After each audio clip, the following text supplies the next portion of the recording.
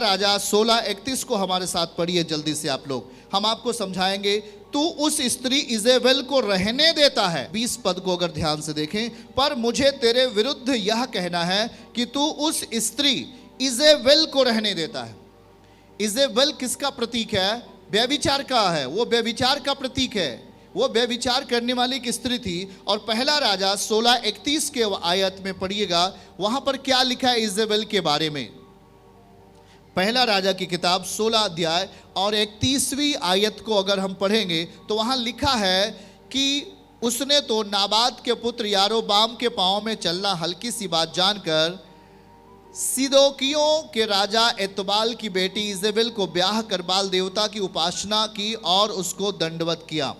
देखिए प्रियजन, यहाँ पर जो इजेबेल की जो चौथा कलीसिया के बारे में परमेश्वर हमें समझा रहा है कि प्रभु क्या चाहता है, हमारा कलीसिया कैसा होना चाहिए, हमारा जीवन कैसा होना चाहिए, ये प्रभु यहाँ पे समझा रहा है। याद रखो, कलीसिया जो परमेश्वर की देह मानी जाती है, परमेश्वर का शरीर कहा जाता है। और यदि आप उस शरीर में आकर बैठते हो, उस शरीर में आकर आप भक्ति करते हो, उस शरीर में आकर अपने जीवन के बहुत सारे सुधार को देखना चाहते हो, छुटकारे को प्राप्त करना चाहते हो, चंगाई को पाना चाहते हो, उस शरीर में हिस्सा बनने के लिए आपका जीवन कैसा होना चाहिए। यहाँ पर लिखा है कि वो स्त्री जो इजेबेल है, लोग इजेबेल को रहने दे रहे हैं अपने अंदर।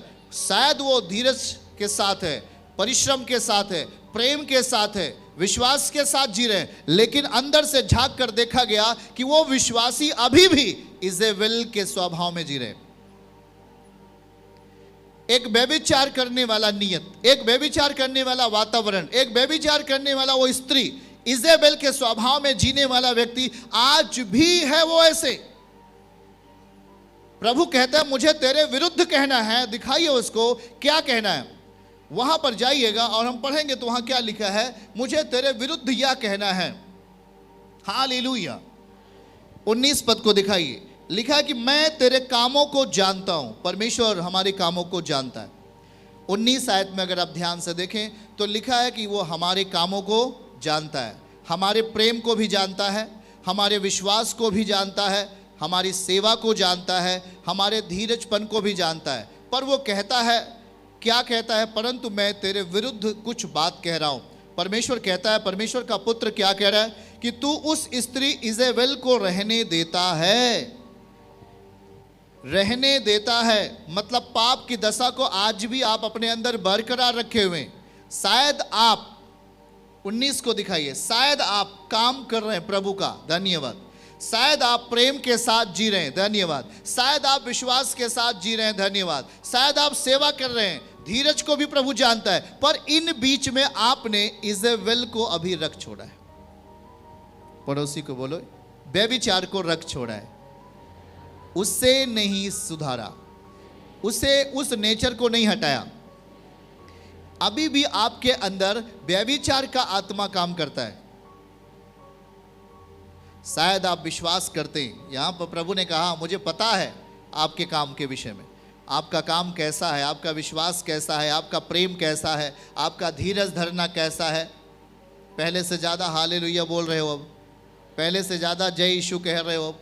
लेकिन प्रभु कहता है कि अभी भी आपने इजेबेल को अपने पास रख छोड़ा है। क्या लिखा है वहाँ पर, दिखाइए कुछ। इजेबेल कुछ इस तरीके से थी जैसे आप अभी आप दिखा रहे हैं। लिखा है फिर भी, हाँ उसके आगे पढ़िएगा, पर मुझे तेरे विरुद्ध कहना है कि तू उस स्त्री इजेबेल को रहने देता है, इजेबेल को रहने देता है, जो अपने भविष्यवक्तनी, जो अपने आप को क्या कहती है, भविष्यवक्तनी कहती है, और मेरे दासों को व्यभिचार करने, क्या करने, व्यभिचार करने। वो उस टाइम में वो यही करती थी, जो उसके अधीन लोग थे, वो पाप में थी, व्यभिचार में थी। व्यभिचार करना सिखलाती है और मूर्तों के आगे के बलिदान खाने को सिखलाकर भरम आती है। वो एक इजेबेल है, वो एक दुष्ट आत्मा है। हालेलुया। सुनना जरा ध्यान से। आज आप याद रखो, माता पिता बोलते, जैसा भी हमने गवाही सुना कि फोन से बात नहीं करना है, माता पिता रोक रहे रोक रहे रोक रहे रोक रहे, पर वो चीज़ उसके जीवन से नहीं जाता।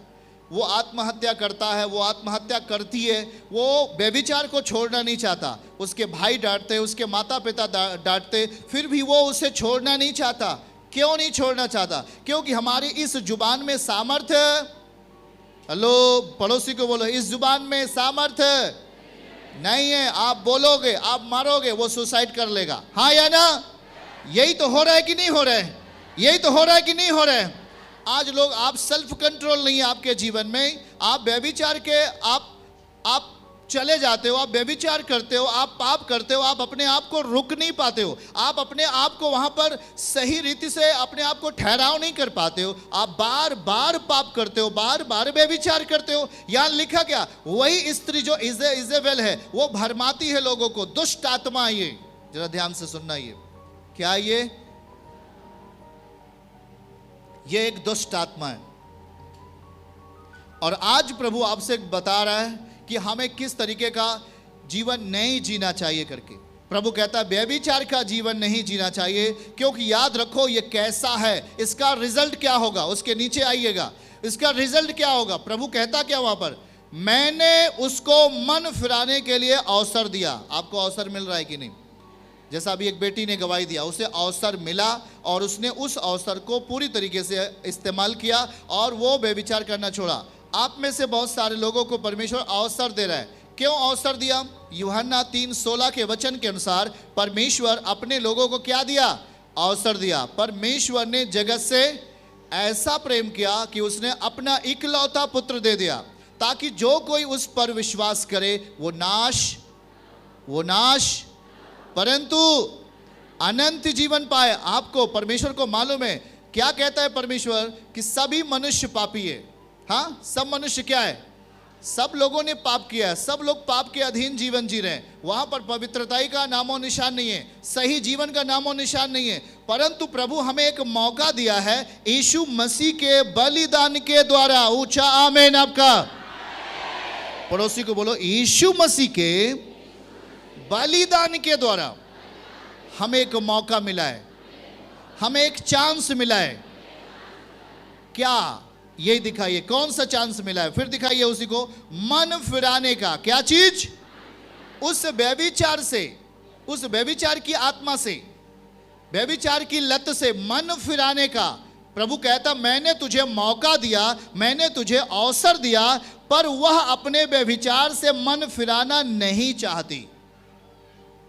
व्यभिचार से मन फिराना, गंदे काम से मन फिराना नहीं चाहती। जब आपका ये निर्णय हो जाता है कि मैं मन नहीं फिराऊंगी, मैं गलत काम करूंगा, मैं पाप करूंगा, मैं व्यभिचार करूंगा, कोई मेरा कुछ नहीं कर सकता। हाँ ठीक है, प्रभु क्या कहता है? आगे आइए, नीचे आइए। प्रभु क्या कह रहा है? देख, मैं उसे खाट पर डालता हूं। आप चाहे परमेश्वर के साथ हो या ना हो, पर उसका जजमेंट, उसका जो सामर्थ्य है, उसका जो न्याय है, पूरे पृथ्वी भर में होता है। आप जरा ध्यान से सुनो, पूरे पृथ्वी भर में उसका न्याय होता है। और जब आप प्रभु के साथ में होते हैं, तब वो आपका और ख्याल करता है, वो आपको और देखता है, और आपको अच्छा बनाने का प्रयास करता है, और आपको पाप से बाहर ले आने का प्रयास करता है, आपको शुद्ध करने का प्रयास करता है, ताकि परमेश्वर की गवाही आप में हो, यीशु के नाम में, आमीन। पर यदि आपने मन नहीं फिराया, आप व्यभिचार से मन नहीं फिराए, आपने बुरे काम से मन नहीं फिराया, तो रिजल्ट देखो, ये रिजल्ट है। क्या लिखा है वहां पर? परमेश्वर कहता है कि देख, मैं उसे खाट पर डालता हूं।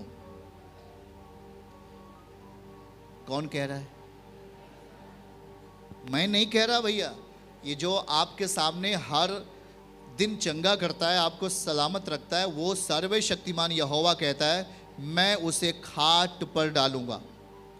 और उसके साथ, ध्यान से सुनिए, और जो उसके साथ, जो उस स्त्री के साथ व्यभिचार करते, जो उस स्त्री के साथ व्यभिचार करते, यदि वे और उसके कामों से मन न फिराएंगे, तो उन्हें भी बड़े क्लेश में डालूंगा। मामला समझते जाइए। जो व्यभिचार करना नहीं छोड़ रहा है, वो व्यक्ति हो सकता है, वो कोई बहन हो सकता है, वो कोई भाई हो सकता है, कोई भी लड़का लड़की हो सकता है। यदि वो नहीं छोड़ेगा, तो परम पिता कह रहे मैं उसे क्लेश में डालूंगा, मतलब दुख में। आंकड़ा लगा लो, मेरे अंदाज से, अगर मैं, जहां तक मुझे अनुभव है, आज तक जितने लोग व्यभिचार में गया और मन नहीं फिराया, और उसी व्यभिचार में जिंदगी आज भी रॉन्ग सिस्टम में जिंदगी जी रहे, रॉन्ग रिलेशनशिप में, गलत रिश्तों में आज भी जिंदगी जी रहे, उनके परिवार को झांक कर देख लो, उनके परिवार को झांक कर देख लो। अब ये नहीं कि कोई, अब जिसका शादी नहीं हुआ वही केवल जवान है और सब बूढ़े हैं। छोड़ दो, व्यभिचार तो बुढ़े लोग भी कर रहे हैं, पाप बुढ़े लोग भी हो रहा है, उनसे भी पाप हो रहा है। इसलिए पवित्र शास्त्र आपको खुलकर बोलता है, क्या चीज? यदि वो मन ना फिराएंगे, देख मैं उसे खाट पर डालता हूं, और जो उसके साथ व्यभिचार करते हैं यदि वे भी मन नहीं फिराएंगे तो मैं उन्हें क्लेश में डालूंगा, मैं उन्हें दुख में डालूंगा। पहला चीज। आगे आइए, फिर क्या करता है परमेश्वर? और मैं उसके बच्चों को मार डालूंगा। आपके बच्चों के ऊपर श्राप आता है। अगर गौर करके ध्यान से देखिए, व्यभिचार करने वाला जन, व्यभिचार में जीवन जीने वाला पीढ़ी, उसके पीढ़ी में आप याद रखिए 10 पीढ़ियों तक तो भयानक काम करेगा श्राप। कितना पीढ़ी? बाइबल में लिखा है व्यभिचार में जीने वाले लोगों में 10 पीढ़ियों तक भयानक काम करेगा व्यभिचार का आत्मा। बच नहीं पाओगे आप, बच ही नहीं सकते, क्योंकि आपकी जनरेशन से जो चीजें आ रही हैं वो 10 पीढ़ी तक व्यभिचार को जन्म देती हैं। और यहां प्रभु कहता है अगर वो नहीं बदला, अगर वो मन नहीं फिराया, तो परमेश्वर अपना न्याय को प्रकट करता है, मैं उसके बच्चों को मार डालूंगा। तब सब कलीसिया जान लेगी कि हृदय और मन का जानने वाला मैं ही हूं। मैं तुमसे हर एक को उसके कामों के अनुसार बदला दूंगा। याद रखिए, आज लोग चर्च आते तो चलो जी चंगे हो जाएंगे, बस हो गया काम। ना ना ना ना, हमारी तैयारी स्वर्ग जाने की हो रही है। हम वहां की तैयारी कर रहे हैं। हमारी तैयारी पुनरुत्थान की है। जब यीशु मसीह बादलों पे आए तो जब हम जिंदा किए जाएंगे, हमारा पुनरुत्थान होगा परमेश्वर के पुत्र की तरह, तो हम बादलों में उसके साथ हो ले यीशु मसीह के नाम में। और यही तैयारी है प्रिय भाई बहन। और इसीलिए कहता है कि आपको मन फिराने का मौका दिया जा रहा है। उसको वचन को दिखाइएगा, मैंने उसको मन फिराने का अवसर दिया। मैं जानता हूं ऐसे बहुत सारे विश्वासियों को, जो कई ऐसे लोगों को अपने जीवन में छुटकारा पाने के बाद, अपने जीवन में रिहाई पाने के बाद पवित्र जीवन कुछ दिन जी रहे थे, पर उन्होंने अपने प्रार्थनाओं में समय न बिताने के कारण और वचन के साथ अपना सहभागिता न रखने के कारण, परमेश्वर के साथ अच्छा संबंध न बनाने के कारण वो क्या हो गए? आज वो व्यभिचार में चले गए। और याद रखो, जब वो व्यभिचार में जाएंगे, एक व्यभिचार एक ऐसी जकड़ है जो आपको कभी वापस आने नहीं देगी जल्दी। आप सोच कर भी कुल मर जाओगे, लेकिन आ नहीं सकते। आपके आत्मा को पूरी तरह शोकित करके वो अपने हाथ में ले लेगा दुष्ट आत्मा। और याद रखो, यहां पे प्रभु हमें एक मौका दिया। पढ़िए हमारे साथ इस वचन को, क्या लिखा? मैंने उसको मन फिराने के लिए क्या दिया? पड़ोसी को बोलो, अवसर दिया। किस चीज का अवसर हमें मिला? किस चीज का हमें अवसर मिला है? याद रखना, बाइबल के अनुसार बाइबल क्या कहता है? एक बार जन्म लेना, उसके बाद न्याय का होना नियुक्त है। याद रखना, इसके बाद फिर कोई शरीर आप नहीं लोगे। आप सीधे जजमेंट में दे दिए जाओगे, आप सीधे परमेश्वर के हाथों में दे दिए जाओगे। यदि आप सही काम के साथ जिंदा रहे, परमेश्वर के संग संग आपने अपना टाइम व्यतीत किया, याद रखो आप फिर से परमेश्वर की महिमा में होंगे यीशु के नाम में। चर्च की सभी प्रार्थनाओं को और परमेश्वर के दास के द्वारा टीचिंग सुनने के लिए और अपडेट्स को जानने के लिए हमारे इस चैनल को सब्सक्राइब करें और साथ में बेल आइकन को जरूर दबाएं, ताकि जब भी लाइव प्रार्थना हो तो सबसे पहले आप देख सकें।